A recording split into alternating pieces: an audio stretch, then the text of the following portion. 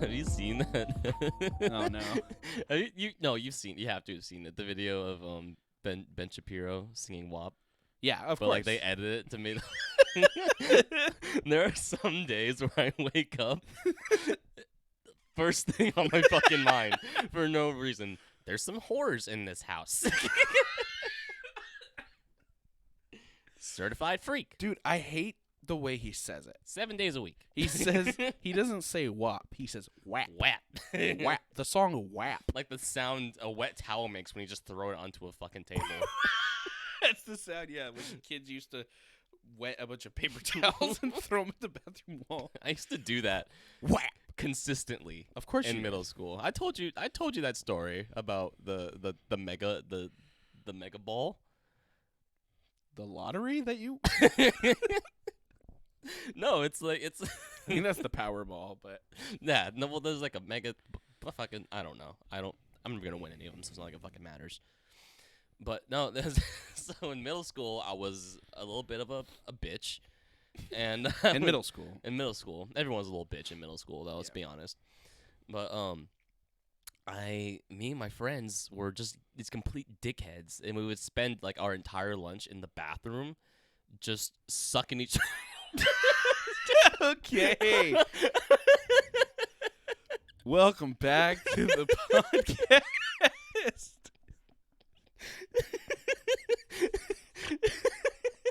I didn't realize how gay the beginning of that sentence sounded, so I had to push it home with that. We're just in the fucking bathrooms. Just sucking and fucking. Sucking and fucking real good. Anyway, so what I was actually doing as a 12-year-old boy was we were getting the towels, the toilet paper. We were getting it nice and wet, and This is so fucking gay, this whole thing sounds. and we throw it up on the ceiling, you know. Yeah. It's like, look, it's stuck. Fucking Get it real wet and throw it back. 7 days a week. And we But so one day we decided we're gonna fuck it up. Like Right. we're gonna send this bitch home. All right. Oh, like it just would stay there? Oh yeah, no, yeah, it would stay there. It would definitely stay there because sometimes we come in the next day to add more Hell yeah. and it'd still be up there. But we were like, all right, we're gonna make the mega one, right? Mhm. We're gonna get like a whole roll of toilet paper. There was fucking Vlad was in the fucking toilet stall just fucking winding up this toilet paper, getting like a whole roll of it. And then we got the water ready, you know, it's on. It's nice and warm. I'm really glad you're setting the scenery here. And he comes around the corner out of the stall with this giant fucking like he just undressed a mummy, you Hell know, yeah. like just a fucking cradle of toilet paper. Our baby, our child, You you know. know. And as soon as that happens, this is in 8th grade. The 6th grader that we kind of like took under our wing and used as a lookout. He runs inside. It was a prospect. Yeah, we're trying to test him out, you know. And this is where he earned his wings here, is because he, as the lookout, he ran in. He was like, "The yard dude is coming." We're like, "Oh fuck, what do we do?" Vlad still got this fucking toilet paper, baby. So he throws it up. He throws it behind him into the stall behind him because he figured Oh no. he figured that loosely wound toilet paper would stay into one form and fall into the toilet perfectly behind him in the Yeah. next stall. Sort of like a Wallace and Gromit bit. Yeah, exactly. Yeah. Except this isn't claymation. Yeah. So what happened instead was it just went all over the fucking 3 stalls that were behind us. Like, it looked like fucking Jungle Cruise back there with all the fucking toilet paper hanging up like vines off of trees and shit. And then my buddy Elijah sees that fucking mess. He looks up at it, looks at the door. He runs out. As soon as he opens the door, yard duty's already right there, like runs into her chest, looks up and is like, "Dude, someone made a mess in there." Do not go in there. Yeah. So someone's got to take care of that shit, let me tell you. Jesus fucking Christ. We also used to stomp on milk cartons. Yeah, dude. A lot of kids used to do that. For no fucking reason. It was entertaining for some reason. That's it was fair. just like, it go boom. Big mess. That is 90%, I think, of the things kids do in middle school. It's just like, You know? Yeah, And that's the reaction. It's like it it's- happens, and you're like, It's doing all the things you thought would be really funny as a toddler, but now you can control your limbs. Yeah. So you can do now you have the functionality to do it and Yeah. go through with it. Jesus fucking Christ. Yeah. Well, Hi. welcome back to the podcast. Yeah, there's a camera. Hi, camera. Hi. So, it's been like 3 months since I've recorded a podcast. Has it really? Yeah, the last one I recorded, I was still living in Oregon. Oh, wow. It's been Um, even longer since we've recorded a podcast. Yeah, and Brandon's back. This is what he looks like. You've heard, yeah. Look at I'm him. back. I'm here. Yeah. So if last episode was anything to go off of, we talk a lot because I think you are officially so far the longest episode I've done on my show. Well, because it was a two-parter. It was technically like a 3-hour recording. This is probably going to end up the same way, too. Yeah, for sure. But we're here. We're here to talk about stuff. You can see us, which is cool. I mean, that's not that surprising for people who listen because you could have seen me for the past, 2 months because I do video stuff. But now you're here. But I'm here, and this is what I look like. Yeah. And so I've that's pretty much it. gotten- We just ended. Let me add. If I add the jacket, you can kind of. Yeah. So we're here with the So- Watchdog NPC. What is Watch Dogs 3 going to be about? Computers. There's such a strong part of me that just wants to end it. Computers. No, I wanted to put the jacket on just to give people the idea that I dress like Like a what closet have I- homosexual. what have I- yeah, that I've also gotten if I had the aviators, an MCU character going into hiding. Yeah, dude. Yeah, actually. At the beginning of, what is it, Civil War, you look like all three of them. I have a different colored cap every time. You just fucking... I think last time you were on, I said that you look like the small town country boy who's going to go on American Idol and, win for no reason. Oh yeah, and You know? what's the song that you fucking Maybe sing? lock them The doors and turn the lights down low. The only Who would have country thought this song. Asian boy can sing country music? Wow. It's almost like anyone can do it. It's almost like it's super fucking easy to do. I'm not even gonna pretend like I can fucking do that though, because there's people that spend their whole lives fucking singing songs about fucking tractors, and I've only ever done it twice. About so fucking tractors or just fucking tractors?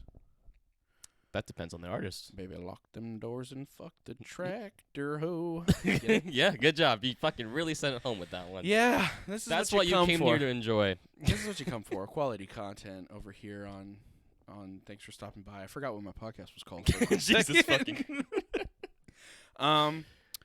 Hey Brandon. Yeah. I got a question for What's you, up? mate. Mm-hmm.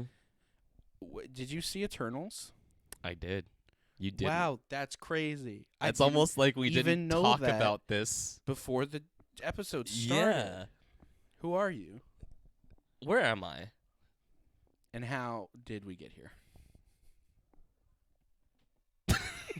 That's gonna be the I really, I don't know why. I don't want to make too many visual gags because I know that people might want to listen to this, but it's hard not to. It's fair, yeah. When you're on camera, and you're Yeah. just I can see myself. But Eternals. Yeah, Eternals. How was it? I was really, really curious about this movie because of how it got fucking bombed by the critics. Yeah, But I really hope that this is kind of starting to let people realize hey, fuck a critic. Yeah. Who gives a shit about what the critics think? Because the thing is what if it's there can be a food critic, for example. Right. Say it's oh yeah, this French cuisine here at this restaurant is fucking mwah. It's Right. quality. It's mint. This is what you want right here. Literally, there's mint on the plate. You Yeah. want this shit. It's nice. It's fresh. It's spearmint. It's good mint. You know, but so you I gotta was have just gonna let you keep saying. it. You gotta have it. But what if I don't? What if I don't like mint? You know, what if I don't like what if I don't like my flavor profile, what I prefer, what I like isn't, what if I don't like salty things and this is salty, what if I don't like crunchy things, this is crunchy. It's all subjective. Right. You know, everything like that's subjective. It's the same thing as fucking art critics Yeah. And then fucking same thing with movie critics. It's like who are you to say that your subjective view on this piece of art the definitive opinion.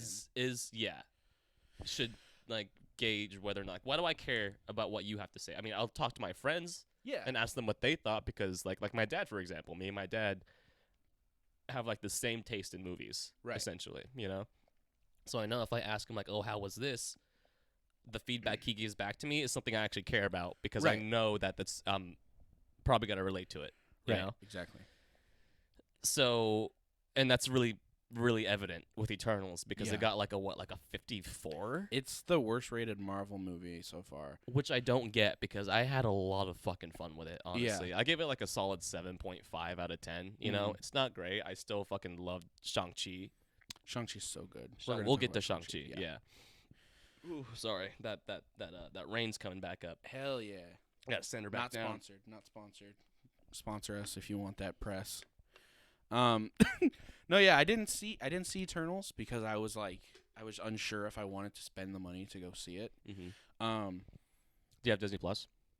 Yes. Yeah. Might as well just wait then. Yeah, if that's you're paying kind for of Disney Plus. Might as well just wait. That's kind of what I thought, and like, that's the thing, right? Like, I had heard the rumors that the movie kind of got review bombed for having like a lot of queer and like not even, dude. The thing about that, dude, is like, there's not even like, it's not even like a lot of it. A lot. Like the way I would like, because like the way I thought, the way that they were making it sound, honestly, was that like, I guess the only way I can think of it is like, you gotta get like the how Birds of Prey was trying to force like the girl power thing down your throat. Yeah. You know? Like that's what I thought it was gonna be like, but the gays. Like, here's gay. You like it? Exactly, yeah. But there's like there's one kiss that's not even like that long. It's just a regular ass kiss. You know, like a goodbye kiss, like, oh, I'm gonna go save the day, I love you. You know, that bullshit. Right. And that was like it. That was pretty much it in terms of like gayness. Yeah. And that's what I loved the most about it was that, because the character Fastos, he's the one he's the gay character that everyone's so worried about.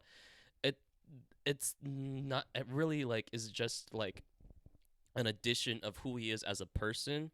It has nothing to do with what's driving him as a character and what makes him interesting, you know? It's not his entire personality. It's not his personality, exactly. And like it's just like, it honestly, like that is probably one of the best examples I've seen of like adding like that representation in there, because it's literally just shot just like if you would do the same scene in any other action movie, Marvel movie, but with that straight couple. Like, you know, it just went through the exact same way. Yeah, just with two guys.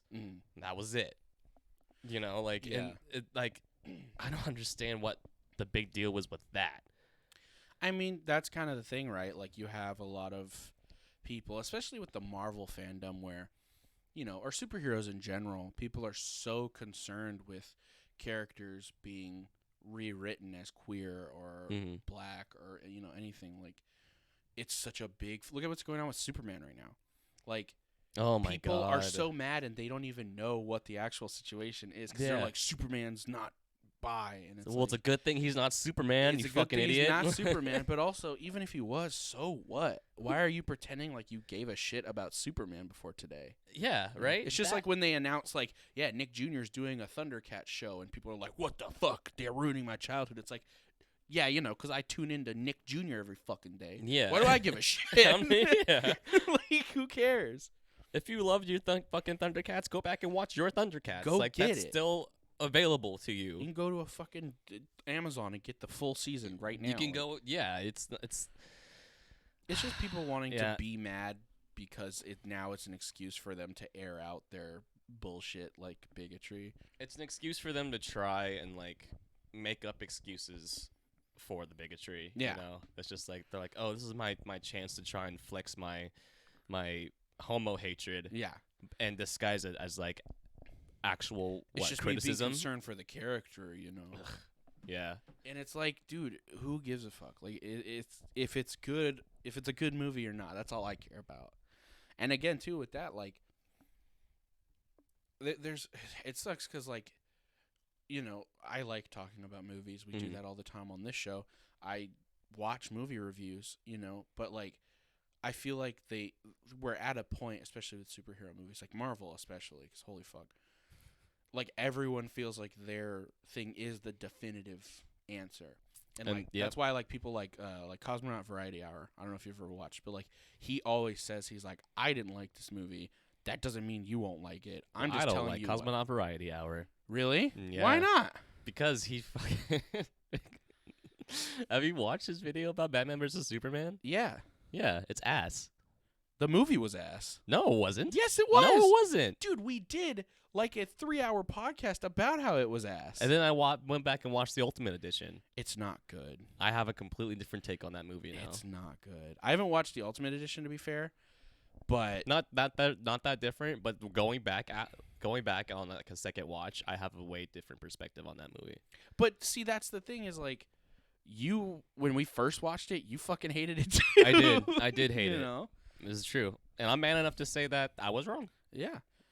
But that's and so are you. I'm just you're saying now like that you don't like this guy because he didn't like this movie. But just because he didn't like it doesn't mean you don't. Well, it's not because he didn't like it. It's because he had bad takes. He had bad takes on some of the things that I disagree about, and I don't think he really understood where the movie was supposed to go. I don't like the movie. I didn't fucking. But to be fair too, I haven't rewatched it either. So I would highly recommend it. I don't know. But what the fuck were we talking about again? Eternals. Eternals. Yeah. Okay. So we talked about the whole gay panic with Eternals. Yeah. Another thing that was really skeptical, that was very highly criticized, was like there was a sex scene. Apparently. Apparently. I barely saw anything. Yeah. Like, it was literally like the most you would really. I honestly think you would actually have to be an adult to understand that was a sex scene. Yeah.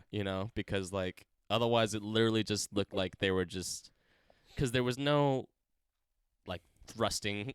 They were just kind of. Were they soaking? Nothing was being like like it was basically it was Icarus on top of Circe, and they were both shirtless, but you only see like their collarbones and up. Yeah. And they're just Icarus is just laying on top of her, and it's just like, oh, I love you, I do, but like there's like like no heavy breathing, getting horny just thinking like, about it. I know, right?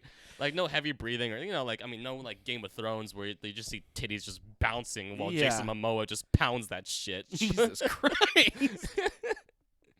But like yeah, no, it was, and that like I feel like that didn't really like have any big impact on it. I honestly didn't understand why Is it a had to be PG-13 included. movie? It is. It is. Yeah. See, that's the thing. Like, even if there was a more heavily implied sex scene, so who cares?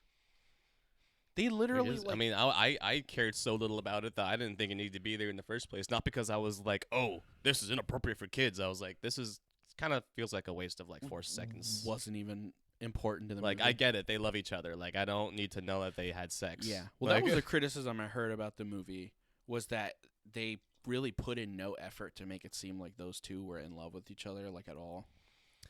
I mean, I guess it's kind of hard with Richard Madden's performance as Icarus, because he's a very stoic, Was it the guy from Rocket Man? stone-faced. Yes. Okay. Wait, no.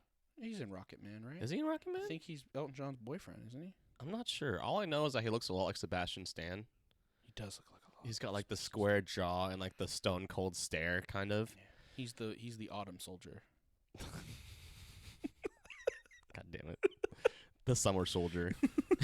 He's got like Daisy Duke short shorts on and an inner tube. A snorkel. Instead of like the mask of the Winter Soldier he has a snorkel. This is a big snorkel and floaties on. Squirt guns. Okay, anyway. Enough of the Summer Soldier. Fuck. What are we talking We're about? talking about Sebastian Stan too. Oh yeah, Richard Madden. Yeah, it was kind of hard because I could see it from Gemma Chan's acting perspective, like how she was doing. I felt like I feel like that character gave a shit about Icarus at some point. But Richard Madden as Icarus, it was kind of hard to see him. When he did emote, it was good. Yeah. It was really good and that's the best part about it is because he was so stoic throughout the entire movie, and then at one point his character has a breakdown, and it's like, oh wow, this guy's really fucking good. Yeah, because he's a really good actor. He's like I said, Apparently, I have no idea. I think he was in Game of Thrones. He was, like, I think all three of them were in Game of Thrones. Yeah. Because it was everyone in that love triangle. Because it's Cersei and her human boyfriend Dane Whitman. That's Kit Harington. Oh yeah. See, okay. I asked somebody if Jon Snow was in the movie, and they said no. Jon Snow's in the movie. Yeah. Isn't he dating like a 12-year-old in that movie? No, he's dating Cersei. Oh.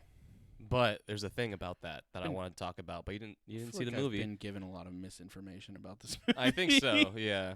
But there's something about Dane Whitman that I want to talk about. Yeah, go for it. But spoilers.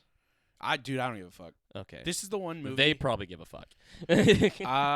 I will put in the description the timestamp. We're gonna talk about spoilers for like a few minutes.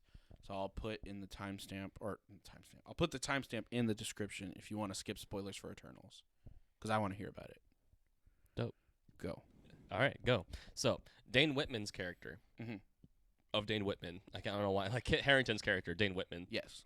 He's human, but Dane Whitman in comics is a character called Black Knight. Right. And Black Knight is kind of cool because he's like the antithesis of Hulk. Not Hulk, Thor. Because instead of Mjolnir, there's the Ebony Blade. And what I kind of remember about Black Knight, I think, is that how the Ebony Blade works is that like how like the more unworthy you are of the power, then the stronger you get. And Dane Whitman, his character deals with like mental illness and depression.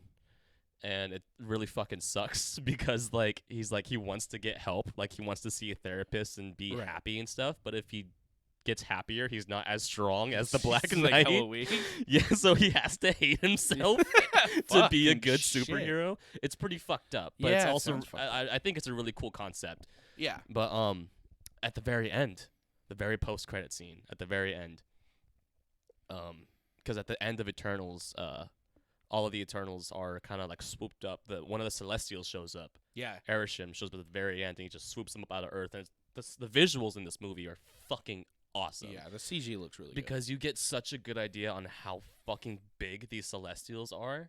It's so satisfying, because when you see him show up, you see the atmosphere like moves out of the way. The clouds fucking part, and it's just this giant face in the sky. Just show me what you got. Like, it was exactly like that. Right.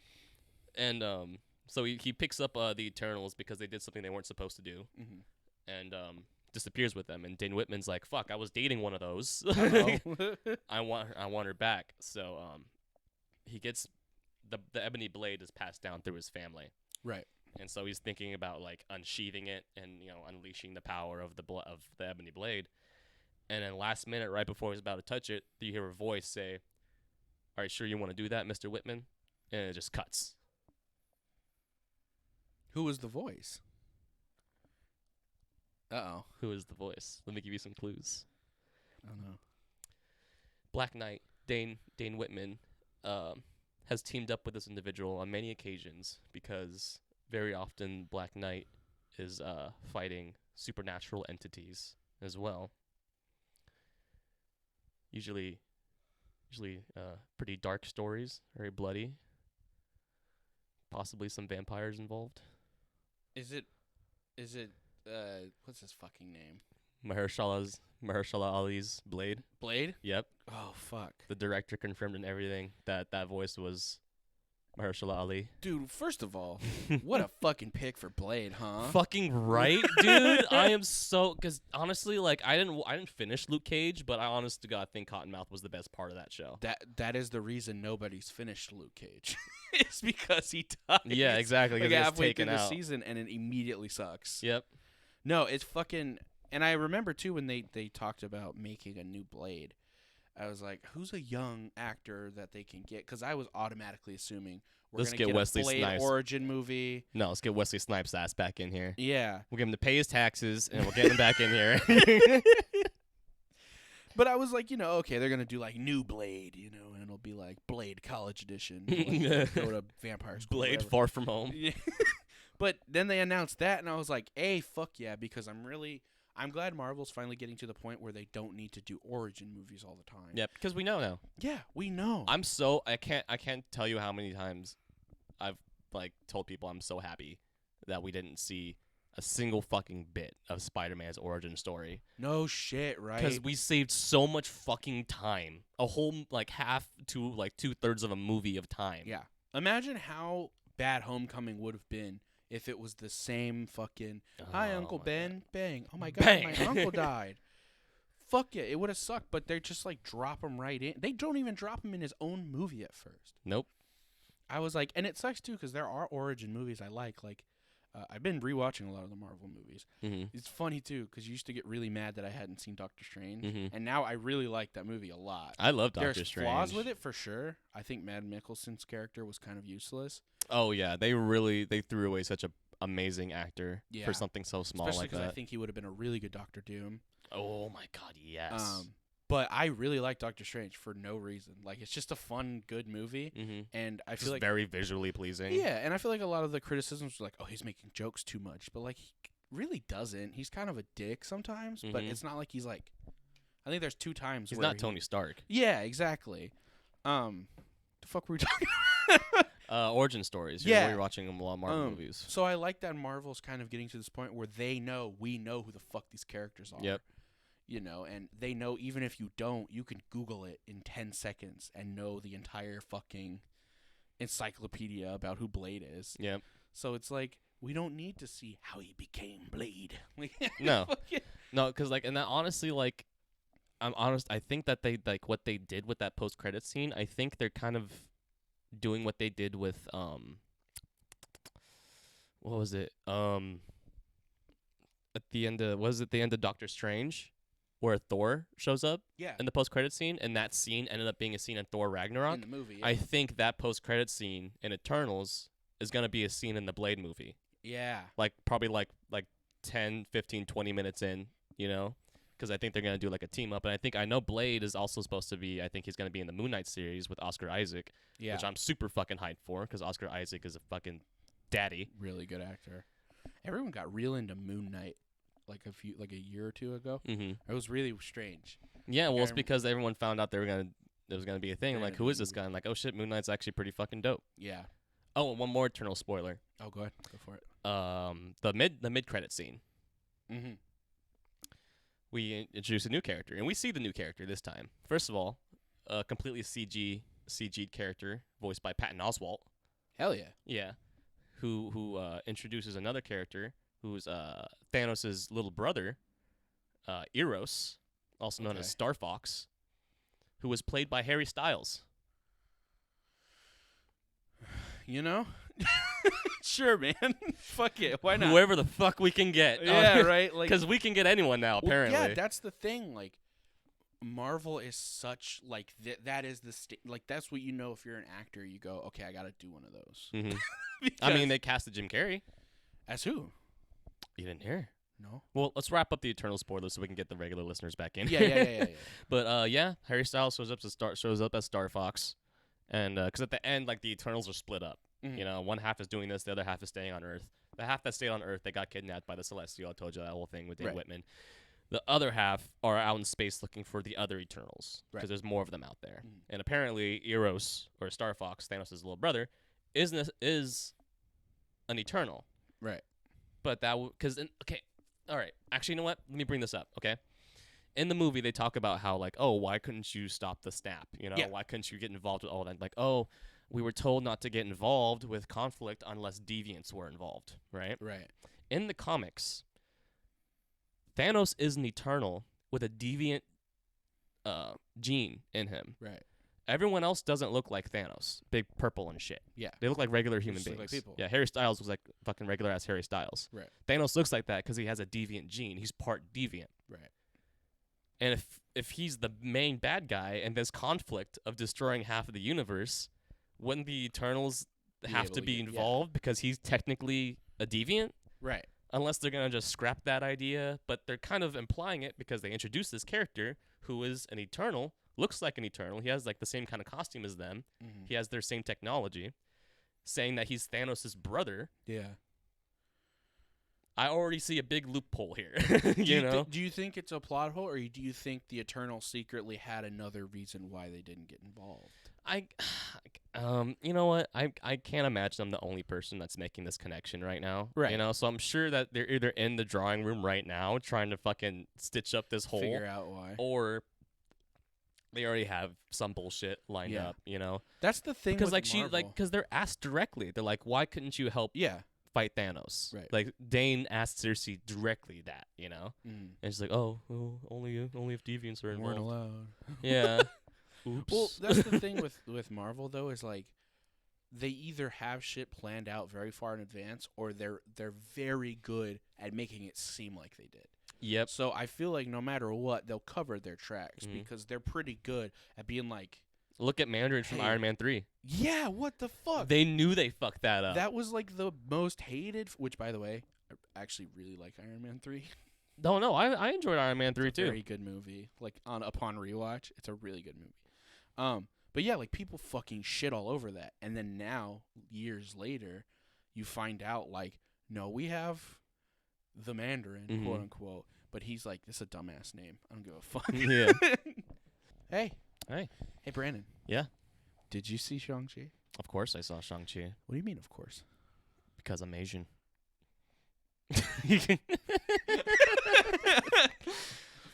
No, but fuck yeah, I did. Dude, it was so good. Okay. Let's talk about it. Let's talk about it. Yeah. Okay. The thing, I loved it. I definitely loved it, but it definitely still fell flat in some areas that every Marvel movie is gonna fall flat on. Like we still but the thing is, like I think it's still even built on top of that and kind of made those tropes a little bit easier to swallow. Right. You know, like the big CGI fest at the end of every Marvel movie, you know? Yeah. And a lot of people have the same like opinion. Like I don't like how like the awesome, really cool fight choreography that we've been seeing takes kind of like a back step. Yeah. When in most Marvel movies, like the fight at the end is supposed to be the most like, you know, like it's the big show, it's the big fight, you know? It's like, because like, I mean, if you look at movies like The Raid and The Night Comes For Us, have you seen that one yet? Not The Night Comes For Us. Oh my goodness. But and even like more recent movies like Mortal Kombat. Yeah. Like at the very end, you know, there's like the really big fight, you know? And it kind of sucked to see that be replaced by just like, you know, the magical CGI flying around shit. And like, I mean, okay, honestly at this point it's on Disney Plus. And it's been a month. Go see it. We're gonna spoil it probably. So. Yeah. Sorry. Fuck it. But yeah, I'm not sorry. But but even then, but like on that note though, even the fact that it's still the fighting took a back step in the end for the CGI, the CGI was still really visually pleasing in that fight. Like I really loved the way they used the rings and like how it was less of like and you see him utilized in so many different ways too. Yeah. And I just love the way how Shang-Chi used it to kind of like give his like acrobatics that extra edge by like jumping off of them and using like swinging off of them and stuff. Like that's like the perfect kind of like power set to have as like a martial artist, you know, just to increase your agility by like turn it up to 11, you know? Well, and you know, martial arts is such, especially like traditional, you know, martial arts, it's so based on the flow of movement. And they show that a lot, like the fight scene where it's kind of like a fight / eye fuck between the dad and Shang-Chi's mom, where they first meet in the end. There's so much, and I like that incorporated into the CG as well, you know, because obviously the fight choreography was amazing and it had to be, otherwise why make this movie?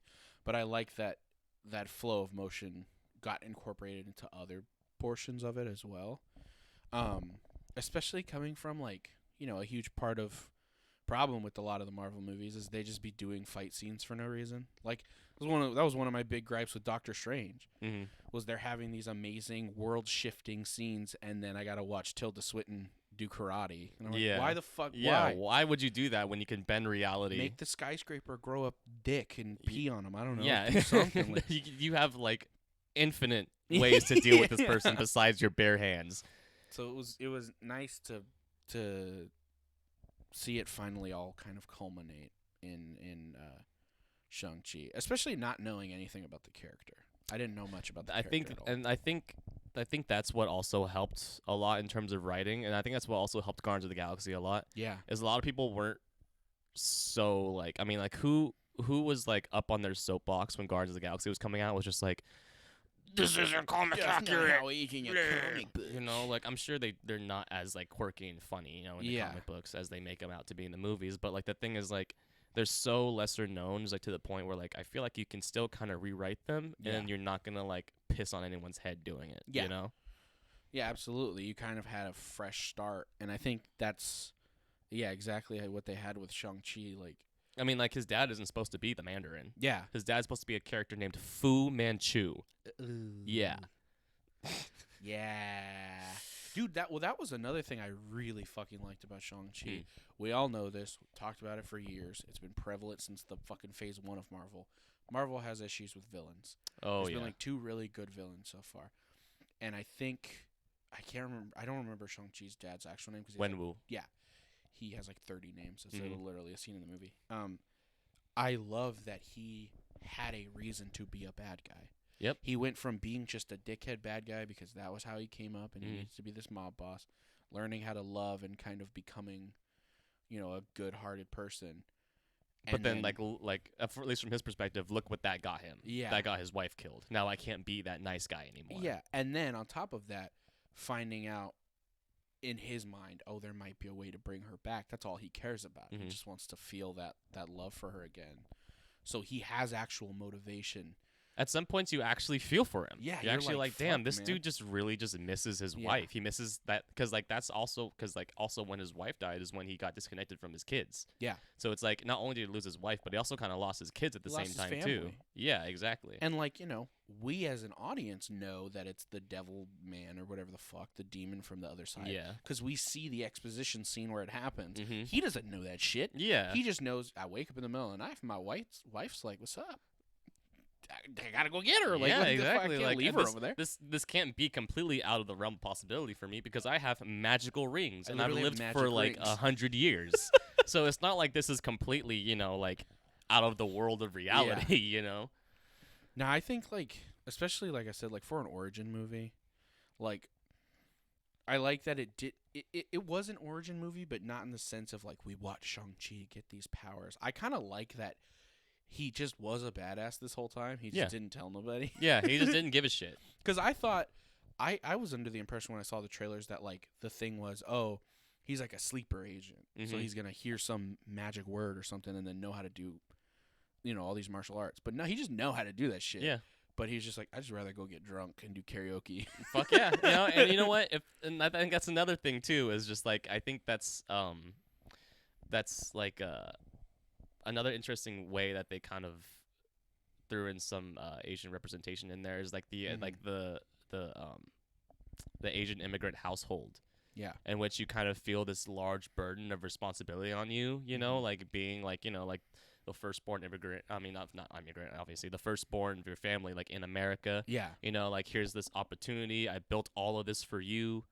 Right. Like now go and do the thing that I wanted you to go do, but like all you want to do is just have a good time. You just want to hang out and party, yeah. Exactly, yeah. And it was really cool seeing that kind of translated into like obviously extremes, because it's not like Wenwu was training Shang-Chi to be a doctor. Yeah. but him like to be this fucking badass guy. Well, that was another thing I was very concerned about going into the movie that I ended up being kind of surprised by was Awkwafina as a character. I think as like that is how you do comedic relief. Yeah. Like, because a lot of her stuff, like, I didn't feel, because the thing is, like, I guess the closest thing I can get to her is like Darcy from the Thor movies. Yeah. But Darcy's character, I feel like, was like written to be, like the funny quippy, haha. I feel like Awkwafina was written as like the confidant / friend that Shang-Chi needs, obviously, to have some sort of dialogue with. Well, but also ended up having some good jokes out of her personality. But the thing, too, was that she was us. She was also this sort of self-insert character to, like, she's just kind of seeing all this fantastical shit, and she's like, the fuck, bro, you could do this the whole time? Yep. Like, and it never felt like, even the times where she was kind of telling jokes, it never felt like, like in Marvel, like a lot of Marvel movies, it pisses me off when they have this they find out about this world-ending threat, and they're like, you got, here's a funny haha. Yeah, it's like, dude, do your fucking job. Yeah, right? Like, lives are at stake, you motherfucker. Yeah, Like, but it just always felt like she was genuinely just best friends with Shang-Chi, you know? And I like how they don't try to push a romantic, like... Yeah. I feel like, obviously, like, I think there's, like, what's the word I'm looking for? There's, like, the stepping stones there, for sure. Yeah, exactly. But it's not shoehorned in as, like, you know, this person's obviously supposed to be the love interest. Yeah, they don't kiss or anything. Yeah, exactly. Like Sylvie and Loki in the Loki show. I was just like, this feels like unnatural. Like, when was the point where they started liking each other? They didn't have enough time to develop that. Exactly. Yeah. With Shang-Chi, I feel like they're trying to take their time with their characters, because like then we'll actually give a shit, like, in the end, if they are a couple and like one of them's in danger, you know. And they're doing the smart thing too, where they're keeping it open-ended enough to that way if the fans react and go, "Man, I really wish they got together." They go, "Okay, we can do that." But if the fans really go, "Fuck, I'm really glad they didn't get together. It's nice to just see the platonic friendship," then they can keep going that route. So and I'd be fine with either one, honestly. Yeah. I really would. I really like when you can just have strictly platonic relationships in movies, especially like that, you know, where they don't have to have the big embrace and realize they're in love with each other at the end. Yep. You know, but eventually, if that does blossom, I also won't be upset about it. Exactly, yeah, because they didn't throw it in our face, like, you know, like, oh, hey, they like each other. Like, when the fuck did that happen? Because that actually happened with a character in Eternals. Oh no! And we're past the spoiler part, so I won't throw in any names or anything. But like, there's like, there comes a point in the movie, and not even like early in the movie, like I want to say closer to the half mark, where like there's a scene where they try to establish that one character has feelings for another, and it's like, I didn't pick up on that at all. When the fuck did that happen? Yeah, like there were no like hints or like no looks from you given to that character at any point. No hints or drops or anything. It had to take another character stepping in being like, "Hey, you like that person, huh?" And that person being like, "No, I don't." And that's like halfway through the movie, and it's just like, it's like, okay, so like they're trying to like usher out this like fact that they actually, that this character likes this other character without seeing it. You know, because they do the same thing, but with two other characters. Yeah. But we see it beforehand. They don't let the audience fully immerse themselves in this relationship. They just tell you they like each other. Yeah. It's like, well, write it. Exactly. I've never seen them interact before. Don't tell me, show me. Yeah, you know? Exactly. To quote fucking Ms. Goldman. Fucking bitch.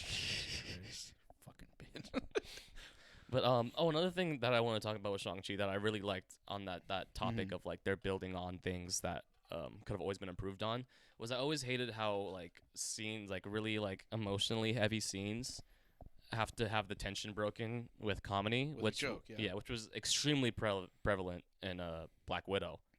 I did not watch Black Widow. Didn't have to. Yeah, I was literally told like it's so skippable, and I was like, cool. It's incredibly skippable. Yeah. Even the post-credit scenes, like, we knew this was gonna happen. Who gives a shit? But like there's that scene in Shang-Chi where like he's talking to Katie about how he's just like, remember how I told you I was supposed to kill a guy and I didn't do it? Yeah. Well, I actually fucking did it. Super did. Yeah. And like later on, he's talking like in that same conversation, he's just like, I'm gonna have to kill him. Like, I'm gonna have to kill my dad. And she doesn't go like, quip. You know, like that's the end of the scene. That's it. He's like, I'm gonna have to fucking kill my own dad. Talk about a family reunion. Yeah, exactly. Yeah, some bullshit like that. I was expecting something like that from her, but no. She just says, because what are you supposed to say? Yeah. What are you supposed to say when this dude's just like, she's just genuinely I totally concerned. did kill that guy one day, and now I'm gonna have to do the same thing to my own fucking father. And he just gets up. Yeah. And I was like, she's just concerned for her friend. Yeah, let's keep that fucking levity right there. Like, let's keep that. Like, let's show the audience like this isn't as hard as his growing up was. You know, like as tough as it was, that guy being his dad. He doesn't want to kill him. Yeah. But he fucking has to, and that's the mental. He's having to put himself in that space. Like, mentally. The mental conflict. Yeah. That's involved is like, you know, there was, what do I do? Like almost no humor too. Like for the entire last like fight when they gear up to go out and fight. Yep. Him and his army, like there's pretty much no humor, and I like that because, again, like. It's one thing when the Avengers are beating up some of the Hydra agents and they're like joking around. That's nothing to them. Yeah. That's another day at the office. Yep. But when there's this world and like they're literally saying like this portal will unleash a beast that will fucking kill everyone. Yep. It's like, maybe time to put the fucking haha joke book away. And pick up a fucking boat, let's Katie. figure this out. And again, to her, like, she kind of has her own little arc where she, has to step up and kind of She has to play an overcome. active part. Yeah, And I she like can't that. just be on the sidelines anymore expecting, Shang-Chi or someone to save her. She has to insert herself in the conflict. I think, honestly, if there was anything I really had an issue with, it was how long Ben Kingsley's character was in the movie. Because I love that he shows up. It fucking killed me when he showed up. I love was that like, too. That's hilarious. But then he just kind of keeps being in the movie. Yeah. And he feels so out of place. And then he kind of takes up the role of Katie stops making jokes and he's the one that starts making all the jokes, in that second half. Yeah. Like if they pulled up to the forest that like changes and stuff and he was like, "All right, fuck that. I can't do it." And left. Perfect. Yeah. That would have been great. But they keep him around even for the fight. And every once in a while they cut back and he's pretending to be dead or whatever. And it's like, we got it. We got the bit. We got the joke. Put it away. But, but I mean, like I said, there's still those Marvel tropes in there. Yeah, for that sure. are gonna keep it back. But it wasn't enough to make me dislike the movie in any way. Not at all. And it was still different enough to me for it to be refreshing. And that's what I liked about Eternals too. Is that it they don't feel so formulaic. No. Those two definitely didn't. Shang-Chi felt, honestly, I think Shang-Chi felt more formulaic than Eternals, especially because in Eternals, like, the end conflict is a bit different in terms of, like, who's the bad guy and that kind of stuff. Right. Things are done a little bit differently in terms of the antagonist and things like that, which I thought was really interesting to see, not just insert random big bad evil guy here. He's the bad guy for this movie. Start, finish, they'll die. Exactly. We'll That's literally how I felt about fucking Doctor Strange. Yeah. I can't believe they threw him out like that. Like, it's just so unnecessary. It's such an amazing actor to have in such a throwaway role like that, Yeah, and that's the thing is you could easily just say, oh, there's this group of people trying to get the time stone or the page from the book or whatever. Why do you have to have an actual name and face villain? Just have, like, oh, there's this cult out there. They're trying to get it. And then the end villain actually ends up being Dormammu. But you have two villains in this movie, and one of them is literally the most nothing fucking character. Like, superhero movies have such a chance to do... This is going to be a really weird example, but like Sephiroth from Final Fantasy VII, or like the Elite Four from Pokemon. Like, I love the idea of villains that the heroes never interact with. They just constantly hear about how fucking scary this guy is. Oh, they're the strongest, and then in the end, they finally have to have this big showdown. But the problem with Marvel, or superhero movies in general, because DC does this a lot too, is they never build that up. At the beginning, they tell you, this big CGI guy, man, he's getting a box. The box is hella scary. The box will kill you. It'll blow you. Dude, it's a spooky-ass box. And then they do the whole movie, and every once in a while cut to the guy, like, playing with his box. He's like, I got the box. And then at the end, they beat him up. And then the movie ends. It's like, there was no... It didn't feel like they were building him up. It felt like they put two movies together and was like, it's a fan trailer for Spider-Man 8. Like... Yeah, exactly. Yeah, no, that's exactly... that's... Like I said, that's Marvel. Yeah. That's definitely something that they fall flat on in terms of, like, because, like, who are, like, the most iconic villains that I can think of? Thanos and Loki, pretty much. Loki, I honestly thought Thanos was still kind of boring, even as a villain, just because it was just, like, the whole idea of, like, oh, I want to... I feel like it was, like, because, like when you first pick up on the concept of, like, writing a villain, that, like, oh, if you write their, motive as something that's, technically right, then it's kind of harder to, like, not like them, I feel like this character was written by someone that just learned about that in middle school. It's like, oh, I wanna save the world by saving all the resources, so I'm gonna kill half the world. Do a genocide. Just make more resources with the glove. I will say though, like, because we actually talked about this in the last podcast. The thing I like about Thanos is that it's not like he gets the Infinity Stones or finds out about them and then comes up with that plan. This has been his plan He's been doing this shit for a minute. So it wasn't like he got the glove and decided the only way I can help the world is genocide. He just has been doing genocide so long that when he gets the ability to just make more resources, I can do more genocide. He's like, well, this is what I know how to do. So what am I gonna do? Say I was wrong? I ain't a farmer. So it's like, it at least makes sense on why he would just keep doing the plan he already had. In his mind, it doesn't connect.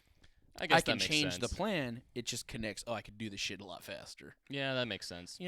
But at the same time, I still understand too. He was just kind of. They did a decent enough job at making him feel like this immovable threat. But at the same time, there was never a point after Infinity War where I went, man, Spider-Man's not coming back. We all knew. Everyone tried to act like they all died. Yeah, dude, they have 10 more movies announced. Yeah, they're coming back, bro. Yeah, I don't understand why. Besides like the emotional impact it had watching them die. Yeah, like we all knew they were gonna come back. We knew they were gonna be fine. But man, is there anything else in terms of Marvel that we haven't talked about? Well, guess what is now officially part of the MCU? Venom. Oh my god. And dude. Venom.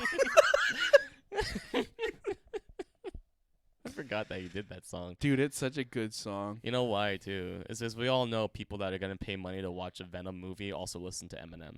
Fuck yeah, Venom, dude. Venom. That movie was a movie. Well, you know what's even funnier? I didn't see the first Venom. I didn't need because it wasn't related to the MCU. So I said, no. Yeah, good. And the only reason I went and paid I took money out of my wallet and gave it to a person and had to say the words, oh yeah, 2 for Venom, please, is because, spoilers, if you somehow don't know, wake up, because you're clearly in a fucking coma, it's officially connected to Spider-Man. And that's the only thing that's good about it. Yep, pretty much. That's I think.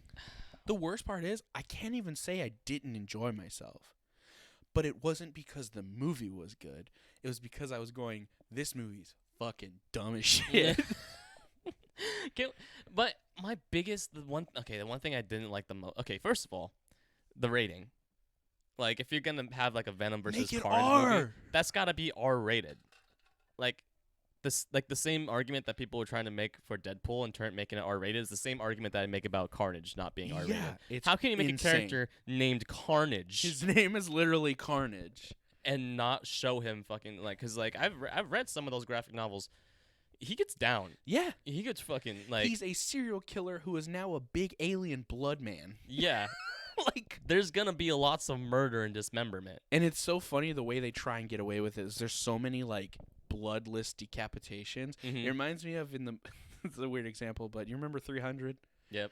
Where you'd see a guy get sliced open, and then you look at the floor, and there's just no blood anywhere. Yeah. It's like a big Spartan battlefield, and it looks like the fucking soccer field across the street. It's like that. They'll show the vignette of a guy getting his head eaten, and just nothing. And yeah. It's like that. So that was probably the biggest concern. The other thing I didn't like was Cletus's motivation. Yeah. I thought his whole girlfriend character was completely shoehorned in. Yeah. She had no reason to be there at all, in my opinion. I don't know why she has powers. I fucking guess. I don't know. Sure. I don't know why. They've literally been on a murdering rampage since the moment they get together, and then for some reason, at some point at the church, she's like, "Oh, Cletus, you've gone too far. We gotta stop now. You're becoming too much of a murder man." Now? It's like you want to stop? You used to kill people with knives and shit, lady. Yeah, you just tried to kill a cop.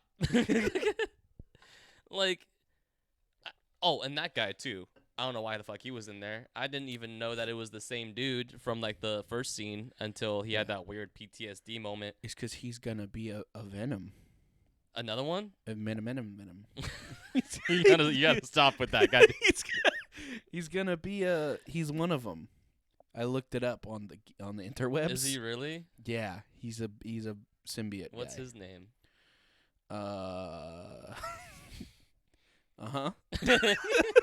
Dude, I have no fucking idea. But all I know is because I wanted to know. It's like, when you watch superhero movies, anytime you hear a name you don't know, you're like, I should probably Google that and find out. And I looked, and it's the same character, some guy, Dr. H, man, Hoffman, or whatever the fuck his name is. Who gives a shit? Yeah, he's going to be a symbiote when they inevitably make Venom 3, which I don't... The Venoming. Where the fuck are they getting all this money for these movies? Because who saw them? Nobody. What else is Sony making? It's fucking super fair. Sony's making so little money that they have to keep going, okay. Well, we got Morbius coming up. We'll make more money taking half of what Marvel will make with this character than if we just make our own movies. Yep. So... take them. Yeah, pretty much. We'll just take the residuals and we'll use that to fund Venom 6. Because, dude, Spider-Man 3 is going to make a shit tits ass ton of money. I honest to God really think that... I think there's a lot of intentional misinformation about the movie. I think there's that, and I'm also worried that people are really going to... I think people are digging themselves a hole with this movie, and they're going to disappoint themselves. Because I've never seen so many daily, supposed leaks and stuff of any movie besides this movie. As of right now, 20 villains in the movie. I didn't see this many, controversy talks and leaks about Endgame. Yeah. And, that was, the thing a few years ago. Well, it's just crazy, too, to think about, a year ago. Remember when Charlie Cox being announced as Daredevil, or that he's going to play Matt Murdock in the movie, was the biggest deal in the world. Yep. And now they're yeah, fucking every Spider-Man villain. We got Calendar Man from Batman. He's in it. Yep. John Wick's going to show up. Yep. Fucking Danny DeVito's Penguin is here. Yeah. Dude, it's going to be the fucking screenshot from the new Space Jam. It's just every property that Sony and Marvel own, they're just all coming to beat up Spider-Man. Pennywise is there.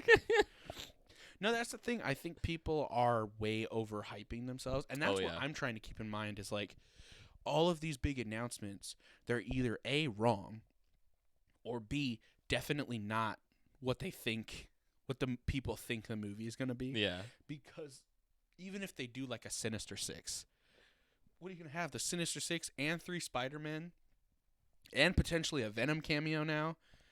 Because there's a shot in the trailer where he's got the black suit. Now I'm thinking, fuck, is he going to get the symbiote suit for a second in that movie? So it's and that's the thing, too, is I think too many people are assuming that this is going to be some crazy multiverse shift where it's going to change the landscape of the MCU. We're going to start and end in the exact same fucking spot with this movie. Oh, because it's a Spider-Man movie. Yep. And that's why I love Spider-Man movies, is they're just their own thing. They do what they got to do, but I'm going to see it because it's a Spider-Man movie. Of course. I'm going to see it day one. Yeah, but I'm going to watch it because it's fucking MCU movie. Yeah. And, if I'm going to keep watching them, I got to watch all of them. Yeah. So I'm a fucking shill for the propaganda. So I've watched all the show. I even watched the fucking What Ifs. I watched the What Ifs. It was fun. It was fine.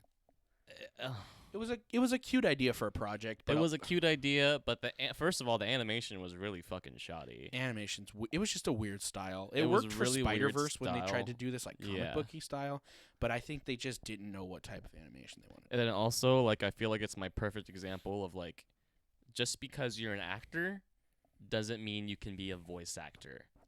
Yeah, wow. All of the performances, dude. The only voice acting performances I actually liked in those shows were the people that stepped in because the original actor didn't want to reprise their roles. There were times where I didn't know it was the original actor because they were doing so bad. And it's also do you know the scene that you're in right now? Yeah, you were there. Because I feel like a lot of them are reading lines without any context of the scene. Yeah. Or at least they knew that but didn't know how to properly emote in their voice. You know what it reminded me a lot of is back when you were a kid and you would from Blockbuster you would rent Spider-Man 3 the movie, the game. Mm-hmm. Oh fuck yeah. And they'd be my name is Peter Parker, and I gotta go be a Spider-Man.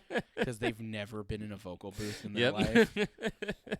That's what the whole show sounded like. That's literally what it sounded like. It was so and it sucked because it was I wanted to enjoy it, especially the Chadwick Boseman Star-Lord one. Yeah. But it was just I didn't like that episode at all. Yeah, Because the voice acting kept throwing me off, and then also like I don't like how, because in the first episode of What If, like they do it right in my opinion, where it's just like, here's how, if one thing changed, this is how everything else changed, like domino effect, you know? That's how I thought it was supposed to be. But then in the second episode, like, okay, like he talks Thanos into stopping with the genocide, you know? But how does Thanos quitting genocide equal Nebula now with hair? Where in this universe she never had to be ripped apart as a robot. Well, she's still a robot. But now she wasn't spending all the time in the ship getting ripped apart by her dad. But still, hey, cut that, edit that out.